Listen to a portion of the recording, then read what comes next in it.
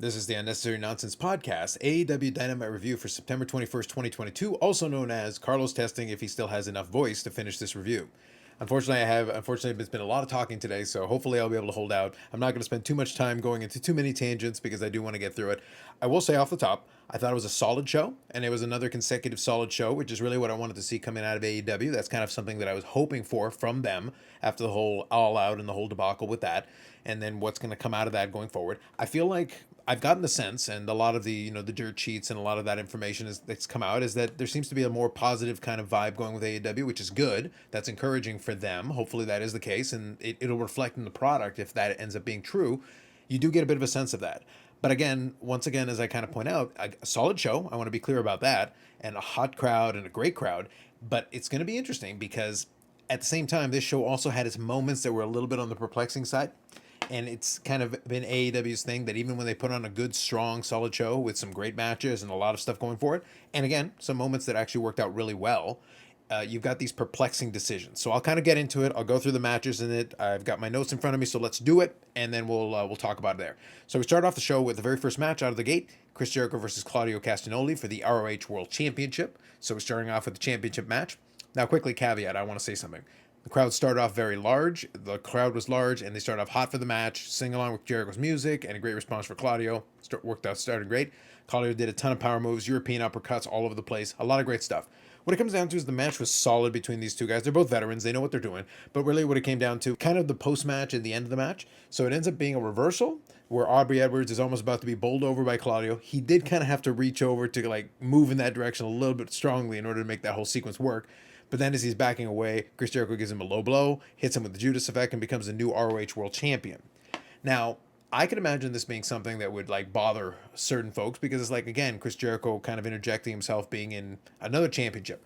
But where I kind of find this to be a little bit of a mixed bag here is that on the one hand, I'm a big fan of Claudio Castagnoli and what he's done in the past and what he's doing currently. So I do enjoy a lot of what he's doing. And I'm glad that he was able to be an ROH World Champion. But the problem is ROH at the moment remains kind of a dead company. It kind of exists in name only. It's like Tony Khan has ROH people and ROH belts that he can parade around with, but at the same time, he was a world champion of a belt that basically has a great history, like a huge history. But in the AEW universe parlance, it's basically a step above the FTW championship.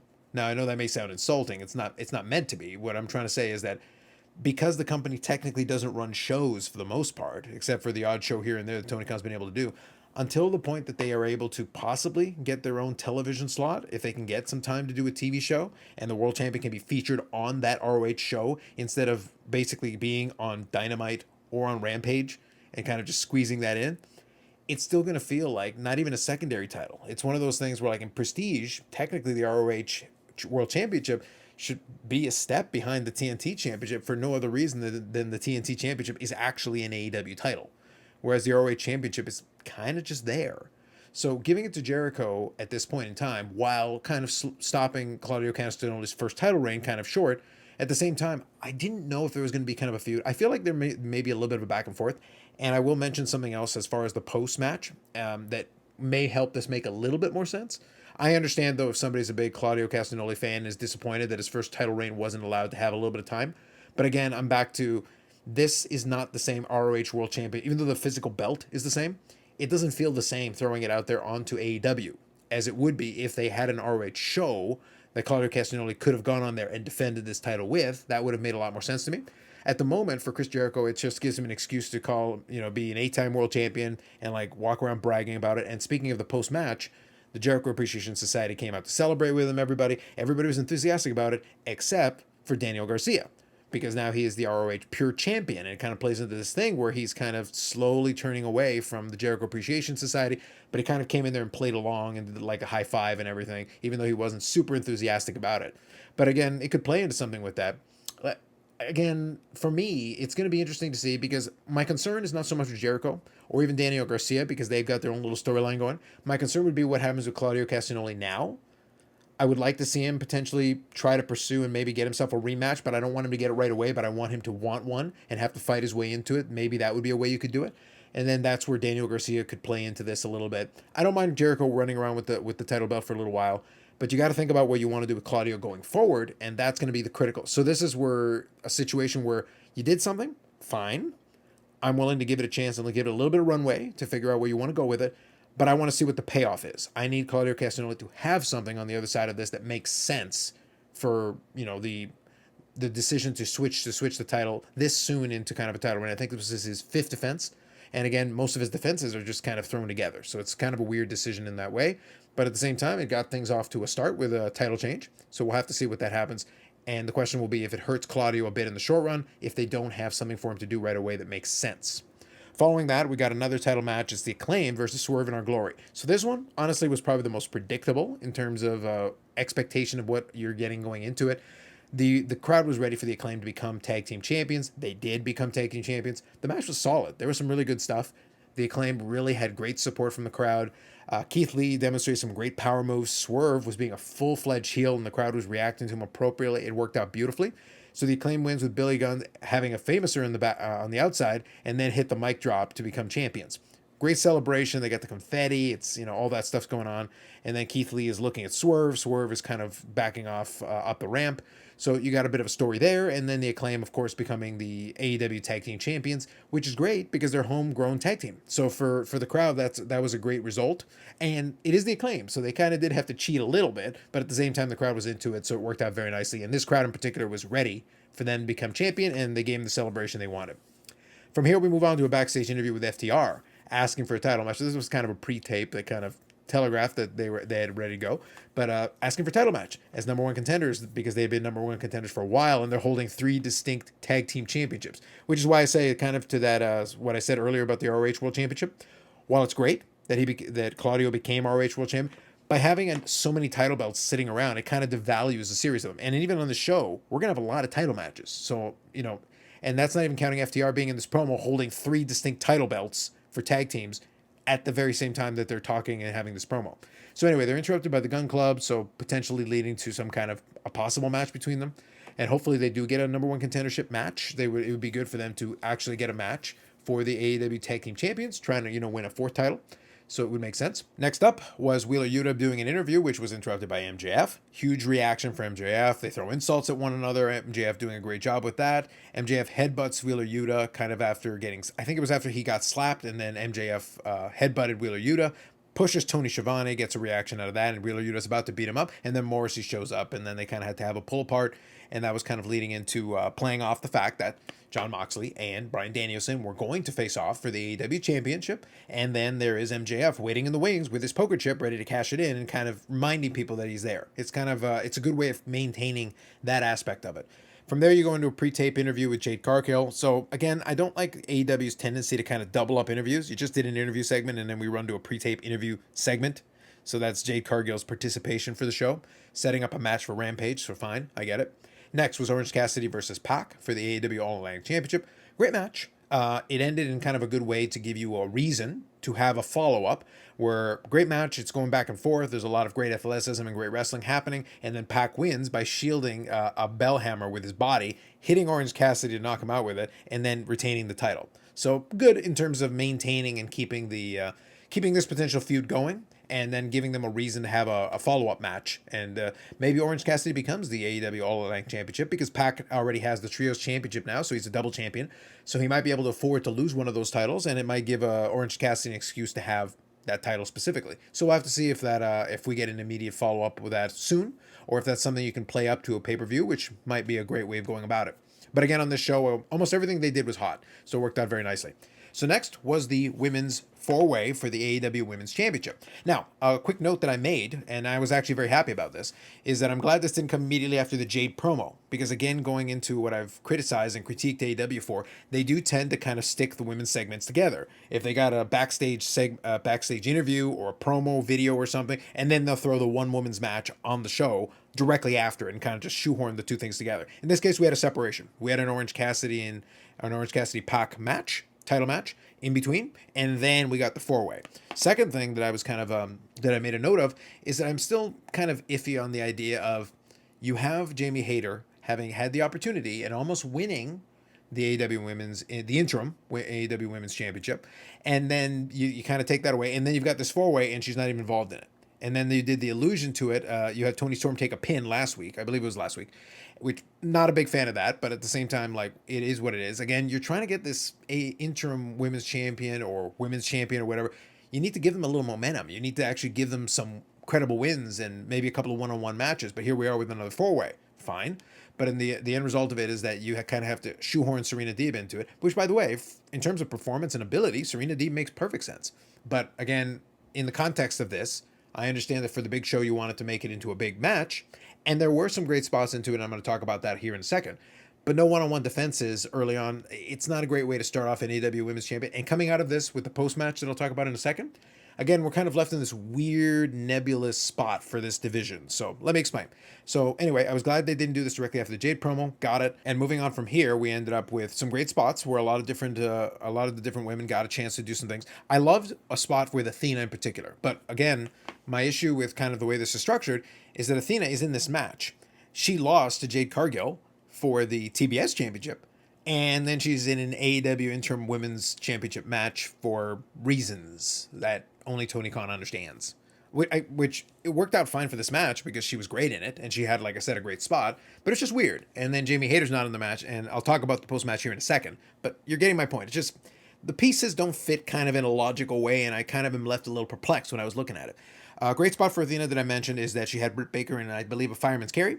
And then Serena Deeb kind of, did a leap at her, and then she's actually carrying both of them, walked with them both, and the crowd was very impressed with this. They responded very well to it, and did kind of a back body drop with both of them, kind of repositioned herself, and then did a kip up. So a great, like, athletic and power spot. And you got to remember, Athena is very tiny. So, like, this was a great spot for her to showcase some power and then some agility and to go along with it as well. So she was able to get some great shine here with a couple of great spots, which was wonderful. And it was a good feature. But that's why I say it was kind of weird the way this match ended up being structured. I wanted Athena to be in there for more logical reason other than, hey, what the heck, throw her in there and we'll give her a great spot, which, again, nothing wrong with that, but it was just weird. Next after that, Baker at some point had a busted up nose. I don't remember exactly when that happened, but you could definitely see that her nose was busted up, so she was bleeding from it, and she kind of played into it. She already knows how to do that. She did it previously, and it worked out great for her. But she had, but it led to kind of this weird pin sequencing where I'm wondering if maybe the nose was kind of the reason they did it, because they did this weird pin sequence where she was trying to roll up Toni Storm, and then Toni Storm kind of reversed it and ended up rolling up Britt Baker, and that led to the 1-2-3. After no specific offensive move, just her nose is bleeding. She tried to do a roll up, and then it got reversed into another roll up, and Toni Storm won to retain. So I guess good news is Toni Storm got the pin on Britt Baker. Good. She retained, obviously, good, and she was the winner of the match. Good. But at the same time, it was just odd. Like, it just felt flat for me in kind of the way that match ended. And obviously it's forgotten about now because of the post-match. So anyway, Britt Baker starts attacking her. The beatdown commences. Serena Deeb's there putting in a bit of a beatdown on Athena. So that's all going on, bells ringing and all that. And then all of a sudden, Jamie Hayter runs down, and you think it's going to be a continuation of what's been going on with Jamie Hayter and Britt Baker. There's an issue there. There's some animosity there. And, Jamie Hayter lost a chance at the title because of Britt Baker, and they weren't communicating and all that. And you have the situation, and then Jamie Hayter helps Britt Baker again. So I get the idea that there could be like a slow burn thing or not. My question is, I don't even know if it's a slow burn. It might just be a case where they just have an on again, off again relationship where, like, at the end of the day, Jamie Hayter still continues to help Britt Baker for reasons. But you were alluding to this kind of breakup. You were planting the seeds, sowing the seeds, I should say. But the question is, like, okay, so even if assuming you go back to it, how do we get back to it cleanly, considering we just kind of took a step backwards for no reason that we can ascertain? She literally came down to she didn't come down to the ring with Britt Baker. She came down to the ring post-match and then helped her start continuing the beatdown. So it's the whole thing was weird. I'm wondering, for me, if what came right after that, which now I'm about to talk about, is maybe led to an audible and they just decided to kind of drop that. But again, it leaves us in a weird position. So remember, we've got a beatdown here. So we've got Jamie Hayter. This was going to be this kind of, side storyline of Jamie Hayter and Britt Baker, and potentially this kind of breakup angle that you were doing. And that would have been separate from the AEW Women's Championship title picture, which, Toni Storm needed to have something going on with that, which would have been good. But instead, what we've got is we've got this beatdown. Jamie Hayter kind of reuniting with Britt Baker, back kind of in the fold, so to speak. They're all doing the beatdown. And then the music hits. And from what I understand, I believe the song is called Zombified by Falling in Reverse, I believe. And Falling in Reverse is actually the band of Ronnie Radke, who is this individual's partner, the one who came out. So music plays, everybody's like, oh, who is it? And then screen says Saraya. So Saraya Knight, I guess maybe she's going by Saraya Knight, I don't know. So she makes her debut in AEW, and there was a little bit of a rumor going on about that, as pertaining to if there was interest and she had been spoken to from AEW. Well, as it turns out, I guess it was fruitful conversation because she came out. Great ovation, great response from the crowd. She came out, she milked it just right because she didn't spend too much time milking it, and then she came down to the ring and she did the "this is my house" kind of thing, and that the crowd was into it. It was kind of weird though, with three women technically attacking the other two. That suddenly she shows up and they like completely clear the ring. But I get it fine. And Britt Baker did a good job like bailing immediately. And then they just kind of did the thing where they stare at her while she's in the ring, like holding court, so to speak, which is fine. I think it worked out well enough for what it was. For the night, it was a good, solid reaction to the crowd, great pop. And as a result of it, it kind of leads a little bit of interest. And it kind of washed away a little bit of the weirdness at the end of the match. People forgot about it. They didn't even worry about it. The end result was that Toni Storm retained. But at the same time, now the conversation is about Saraya Knight being AEW, what she's going to do, and everything related to that. And by the way, the song was actually a great song as kind of an intro theme song to come out to. So actually, solid choice as well. But now we're back to my original question. The Jamie Hayter Britt Baker thing would have been a great opportunity to kind of move Britt Baker away from the title picture for a little bit while she's figuring out this thing, and they've got this side storyline going on, which then leaves Toni Storm open to potentially have a couple of feuds with some people. Now you got Saraya Knight into that. I don't know how much she's going to wrestle for this company. I assume there's going to be some wrestling involved in it. Unclear about that yet. But at the same time, so now she's entering the picture. So I'm wondering if maybe this resulted in kind of an audible on this other component. But depending on where this is going to fall, is this a situation where now Toni Storm and Athena are going to team up with Saraya against, Britt Baker and Jamie Hayter and maybe Serena Deeb, and you've got kind of this faction warfare thing going on.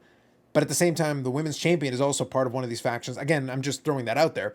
I'm pointing out, like for me, long term, what you really want is you want to have a storyline going on with the champion and then a second storyline of some kind. And then you've got Jade Cargill over there, who technically is leading up a division that kind of exists, kind of doesn't exist. And something I forgot to mention about the pre-tape with Jade Cargill is it was a continuation leading to the match she's going to have on Rampage with Diamante, who is still around, which is great. Diamante, I actually enjoy Diamante for what she does, and she's fine to have in that match, but it's going to be just it's basically another win for Jade Cargill as they continue this, undefeated streak that doesn't necessarily have any logical conclusion or ending. Like, who do you throw in there? That's been kind of my question, my concern. For me, it would have been Chris Statlander would have been ideal for it. Jamie Hayter would be ideal for it.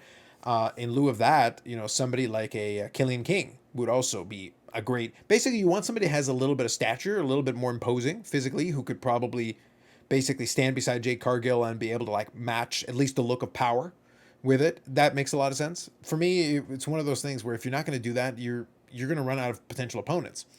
I don't know if Jade Cargill down the road eventually unifies the two titles, but even if that's the case, and that's been thrown out a number of times, but even if you do that, then we're still to our original problem that Jade Cargill is still new. You can still tell sometimes during matches that she's got all the charisma in the world. She knows how to cut the promo, but in ring, there are still moments where she looks like somebody who has just been wrestling for a little while, not super long time. So I don't know if there's a logical conclusion to the story of her undefeated streak. Like, who's going to actually put the first loss on her? And that's kind of a question that I have. But now, speaking back to the AEW Women's Championship picture, is that we still have Toni Storm now with the title. She's not being allowed to really kind of forge her own path as a one-on-one, as a singles competitor with her title, having some defenses one-on-one in singles, and she keeps getting lumped into these tag team matches and maybe potentially a trios match here as part of this thing, where again, Britt Baker's there, which is fine. But at the same time, like maybe a little separation would have been good. Having a side storyline going on, some kind of a feud where she's competing with somebody to the side would have been good for everybody to give Toni Storm a chance to establish herself and also give Britt Baker something to do. And then they can both be on the show and everybody wins. But anyway, so we'll see what happens with that. The debut of Saraya ended a little bit abruptly on the show. I don't know if it was in the arena as well, but it went to a Darby Allin promo leading into their no holds barred kind of tag team match against the House of Black on Rampage. It's a 2-hour Rampage this week, so we're actually getting a full-fledged show, which is nice. So I think that'll be good, especially given that they're doing it as as part of this Grand Slam series of shows. It's some of their bigger shows of the year, so it probably makes a lot of sense to have a full, proper show with it. So anyway, they do the Rampage promo, which includes Jade defending the TBS Championship against Diamante, which I mentioned already. And then that leads us into the main event. So like I said, overall, a solid show already. At this point, it's already a very solid show. Some questionable elements, as I said, but at the same time, a solid show overall that I can't complain too much about. But now we're in the main event. The main event is Jon Moxley taking on Bryan Danielson. As I mentioned earlier on, MJF already had some harsh words for Wheeler Yuta and also made fun of Jon Moxley and Bryan Danielson and, the whole Blackpool Combat Club. So that was kind of a continuation of what they were doing. But the story that was being told was Jon Moxley having some animosity with MJF, them kind of looking at each other, and it was kind of telegraphing where I thought this was going to go. And it did end up going there. Moxley won, and then MJF was watching the whole thing from a luxury box, and they focused a lot of attention on what he was doing, his facial expressions, his responses to what was going on. He hammed it up for the camera and kind of played into it, and they put him up on like the little Jumbotron thing. So it made sense. I was good with it, but at the same time, it's we are kind of in this position where for the AEW Championship, we do have a structure. We do have a seeming path that we're going to. So this is kind of in contrast to what I said about the AEW Women's Championship. I have no idea where that's going. I have no idea who Toni Storm's challenger is supposed to be. I have no idea if there's supposed to be a secondary storyline going on with it. That division still needs that. Hopefully, Saraya's appearance will give them an impetus to actually try to have multiple storylines running at the same time, because with her coming back, maybe there's a story to be told there, and maybe there's a reason she came back, or a reason she has an issue with what was going on there that she decided to come out at that moment. Potentially, those are a couple stories you could tell if you chose to do so. That would be my approach. Speaking back on the AEW World Championship here, Jon Moxley winning makes all the sense in the world. The match was great. The two of them are always very good in ring together and separately as well. But the end result is it's a setup for MJF at some point having a collision course with Jon Moxley, where I would probably expect that he would win. But it's one of those things that, okay, so when do you pull the trigger on that? Do you do it very soon? Because Jon Moxley is technically a 3-time AEW champion now. Is this a situation where he's a transitional champion, where he wins this, reestablishes the credibility of it, we're solid again after the CM Punk thing, so now we've got it on somebody solid, but then MJF is going to have to run with it going forward from now on for the next several months or whatever it's going to be for that championship reign, because he's sitting there with the chip, so the question is when he's going to cash it in. I do feel that if they are going to do something related to that, it really does, to me, it has to be a pay-per-view. I think you've got to really maximize the full impact if you're going to crown a new champion. You need to do it in a pay-per-view to really get the maximum effect, because MJF is there and they've got this potential storyline they can play out. So at least that's something, and it's an opportunity for me. And that's really what I'm looking at from that perspective. And that was the scene that left as they went off the air. So now Jon Moxley is your AEW champion for the third time. MJF is sitting in the wings with his chip, ready to potentially cash it in at any potential time. And that's kind of what the story that we go off the air with going forward. So hopefully with that, you kind of get the impression that there was a lot that I liked on the show. There were a few things that genuinely perplexed me that I still can't get my head around a little bit. Because like I said, even some of the things, like I said, mostly that women's division is still vexing me. Like, I genuinely don't understand sometimes what's going on with it, why they're doing what they're doing. And part of the reason why I spend so much time talking about it is that, to me, it makes the show unbalanced. Because there's an area where clearly they have a vision, clearly they have an idea. And then there's another side of AEW, which is represented by the women's division in part, that is like, so do you know what you actually want to do with this? Are you sure are you changing your mind every 5 minutes? Like, what is actually happening here? And by the way, on the other side of the equation, I would actually look at the opening match here with Chris Jericho winning the ROH World Championship. The ROH World Championship, okay, well, Chris Jericho can parade around with that title, but what does that title mean at this point in time with ROH not really being a company anymore? It just kind of exists in Tony Khan's imagination. It's just whenever he can put together a show, or maybe potentially a one-off pay-per-view here and there. There's no specific structure to it, and there is still no TV show. So it's one of those things where, like, you've got this title, and you've got a bunch of titles that you got. You got the ROH Pure Championship on TV. You got the ROH World Championship on TV. You've got Samoa Joe with the ROH, I think, television title that technically gets on TV. And then you've got FTR walking around with the ROH Tag Team Championships. So you've got all these ROH titles that people are walking around with, but no show to put it on. So putting it on Jericho, like I said, is fine if it leads to some kind of story pertaining to it. I just don't know what it is yet, other than maybe the Daniel Garcia angle, but then what do you do with Claudio Castagnoli? So you see my point that even in this situation, talking about this, I'm not completely sure where you're going to go with this, and I hope you actually have a plan and you're not just throwing stuff out there just to get a response and a reaction. In contrast to that, the Acclaimed made a lot of sense because the audience was ready for it. And Swerve in Our Glory could have a nice breakup angle as well because there was a little bit of a disconnect between the two and kind of how they were reacting during the match. So you've got a story that you can play off of that, and it wasn't just 1 week. So you can 100% play into that. Again, this is a situation where you could have two disparate stories. You can have now a bunch of people chasing after the Acclaim now that they're champions and challenge them for that title. You can have this story with Swerve in Our Glory and what's going to happen with them. Are they going to become singles competitors? Like what's going on with that? So there are some potential moving parts that could be very interesting, but you don't want to lose people in the shuffle. So that's why it's very careful and very dangerous. The Orange Cassidy Pac thing, I believe, is going to lead to a rematch, which could make perfect sense. Like I said, really the only thing that I'm left with a little bit of a question mark is the ROH, the whole ROH situation in general, all the titles that ROH has, the women's division in general. You just added another good name, another, person that can get a reaction, which is great, but that won't last forever if you don't have a plan. You got her out there for one night, got an amazing reaction, a great clip for social media, and the reaction was good, like really good in that arena. You could hear it. It was solid.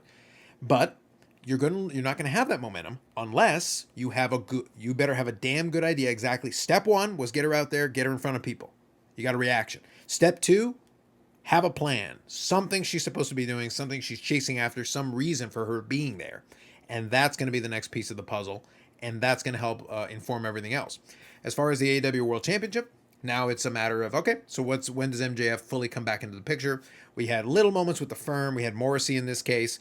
We've had a little bit going on where kind of some of the other guys are doing their own thing as well. Because you had the Gun Club out there on their own, harassing FTR basically in a backstage segment. You had Morrissey out there backing up MJF. You had Stokely Hathaway with Ethan Page doing his own thing on the other show. So there's a little bit going on there, which is great. It's an opportunity for a lot of these folks to get some airtime, but still kind of keep that loose association. This whole, stable when they need him is a little weird still for me.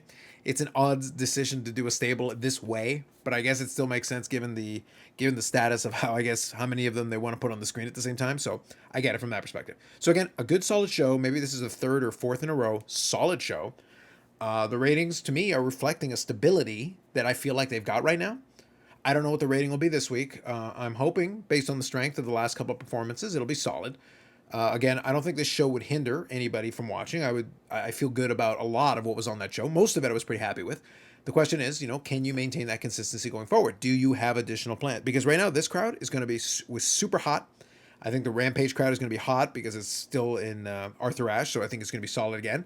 But the question is, what do you do going forward in subsequent weeks where maybe the crowd isn't necessarily as hot? You're going to have to be really careful how you provide the product. You can't just stack every card. With the Grand Slam one, we knew they were going to stack this card very well, and they did. So they got the maximum impact and maximum effect. Made sense. Now what do you do? What is your next trick? Because you can't be throwing out, surprises and all that all the time. Consistency will get you there. You had a ton of great matches on the show. Solid matches, great wrestling matches.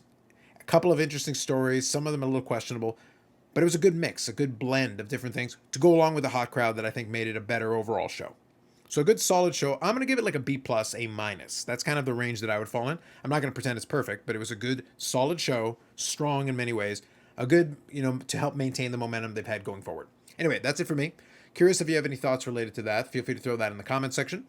Otherwise, more videos coming up as we go through. I'm going to try to check out Rampage. I'll probably, if I do end up doing a video pertaining to that, I will do so probably on the Saturday. It'll probably be a little bit easier for me to do that.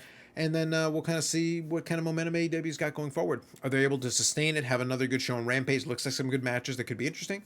And how does that roll forward into the rest of the fall? And that'll be kind of interesting to lead into where they're going to go with it going from here, because the era of MJF is just around the corner. And it's just going to be interesting to see if they have the next couple of steps all nicely planned out, the way that at least some of them are starting to fall into place now. So hopefully that continues. Otherwise, if you like the video, subscribe to the channel. Thanks very much. We'll catch you in the next one.